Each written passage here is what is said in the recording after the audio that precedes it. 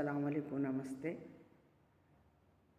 Bus డ్రైవర్ని పట్టుకొని ఒక కారు నడిపే డ్రైవర్ వచ్చి కొట్టటము ఆశ్చర్యము కలుగుతూ ఉంది.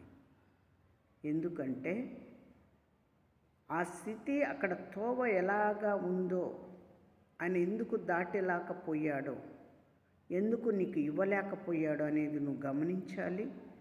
కొంచెం ఆగినా పర్వాలేదు, నువ్వు ఉరుకుతా పోయి అక్కడ ఏదైనా జరిగిందనుకో, ఇట్లా బస్సులో ఉండవారు ప్రాణాలు పోతాయి, నీ ప్రాణాలు కూడా పోతాయి, హాని జరుగుతుంది. ఆగిపోండి. ఎవరైనా ఇంటి దగ్గర మీరు బయలుదేరినప్పుడు దేవుని ప్రార్థించుకొని బయలుదేరగండి. ఏ ఆటంకం రాకుండా ఉంటుంది. ఇష్టాచారంగా మీరు తిరుగుతూ ఉంటారు, ఇష్టాచారంగా పోతూ ఉంటారు.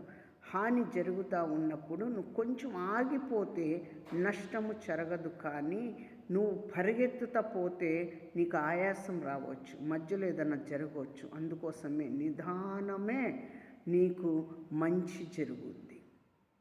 జాగ్రత్త కలిగి బండి నడుపుకోండి. అందరూ ప్రాణాలతో హాయిగా ఉండండి.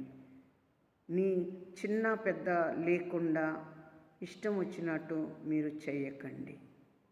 ఎందుకంటే నీకు తోవ ఆయన పక్కకు వచ్చినాడు కాబట్టి నువ్వు ముందుకు పోయి అడ్డం నిలబెట్టి ఆ డ్రైవర్ని కొట్టి ఉన్నావు.